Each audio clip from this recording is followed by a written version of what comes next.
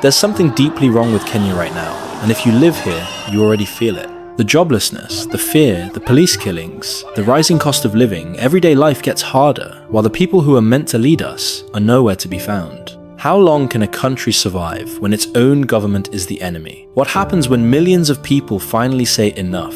This isn't just about Gen Z, it's about all Kenyans, young and old, who are suffering under a corrupt system. A president who promised to help the poor, but now lives like a king. I'm greyBTC, welcome to my channel. Like and subscribe, it helps with the algorithm and helps me tell more stories like this. In this video, we're going to talk about the real reason Kenya is collapsing. Not war, not drought, but something worse, systemic corruption, a disease that's killing the economy, killing the people, and silencing anyone who dares to speak out.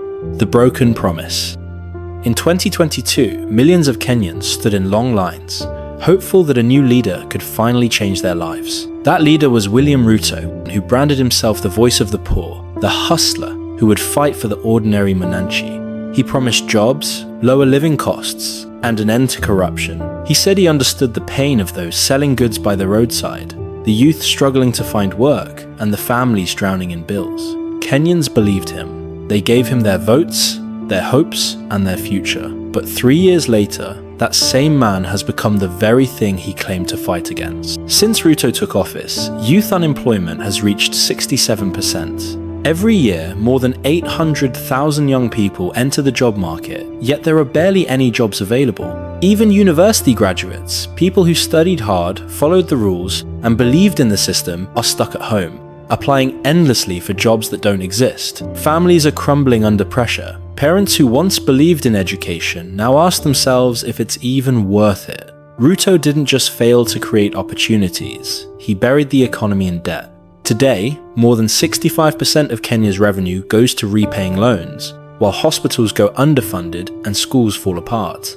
In 2024, he introduced a finance bill that would have taxed everything from fuel to bread to sanitary pads, basic things that every household needs. The people protested, they marched peacefully, but they were met with bullets, dozens were killed. The bill was eventually withdrawn, but just months later, new taxes arrived under different names. It became clear the goal was never to lift the country, it was to bleed it. While Ruto's allies flaunted luxury watches and traveled the world on private jets, ordinary Kenyans were told to tighten their belts. Every decision has shown who he really works for, and it's not the people. What Ruto promised as a new beginning has turned into a national disaster. The so-called hustler has become the face of betrayal, and for many Kenyans, voting for him is starting to feel like one of the worst decisions the country has ever made. State violence. When a government has no answers, it turns to fear, and when that fear isn't enough, it turns to force. That's exactly what Ruto's administration has done. 21-year-old Shaquille Obienge, he died the same day as Owino, also shot in the neck. Police recorded his death as a road accident.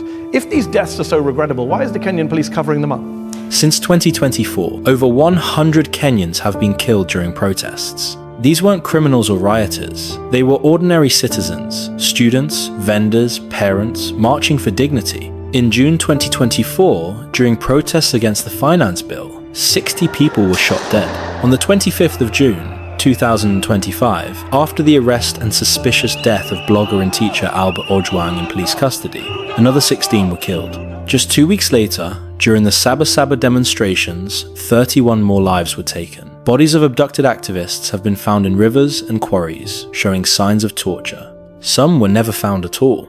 Over 500 people have been arrested, and dozens abducted in unmarked vehicles, many of them youth accused of nothing but raising their voices online. Yet not a single police officer has been held accountable, because in today's Kenya, the police no longer protect the people, they protect the corrupt. They serve the president. Then there was one 2-year-old Bridget Nyoki, shot by a stray bullet in her own home. Boniface Kariuki, a street vendor selling masks, shot in the head while working. These aren't accidents, these are warnings. Speak out, and you could be next. Ruto may not pull the trigger himself, but under his rule, the bullets keep flying, and the message is clear: silence the people before they expose the truth. Corruption.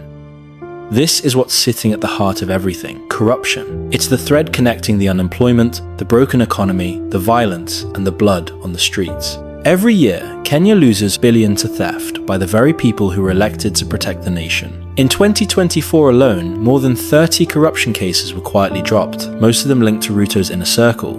Ministers accused of stealing public funds are still in office, showing off designer watches and luxury clothes, while public hospitals run out of medicine and schools operate without books or toilets. This isn't just mismanagement, it's looting. The finance bill that sparked mass protests was never about fixing the economy. It was about finding new ways to squeeze the poor while keeping the elite comfortable. While the price of bread, fuel, and basic goods keeps rising, Ruto continues to travel in private jets and hold lavish international trips paid for with public money. And every time someone speaks out, whether it's a protester on the streets or a blogger online, the same system responds with silence, violence, or both. The police don't shoot to maintain peace. They shoot to protect the men stealing from you. And that's why this uprising isn't about one tax or one bad policy. It's about a government that has turned against its own people. A president who promised a better life, but built a system designed to keep you down while he and his allies rise. The fight back. Kenyans are no longer silent. What began as anger over a tax bill has become a nationwide uprising against a system that has failed for decades. From all walks of life, people are rising. We are here for change! It's time for us to get our nation! The blood that we have shed is enough! The government has tried to stop them, banning coverage, arresting activists, shutting down websites, but every attempt only makes the voices louder. I'm greyBTC, thanks for watching. Like and subscribe, it helps with the algorithm and helps me tell more stories like this. If you found this video powerful, you might also like this one, How South Africa is Falling Apart.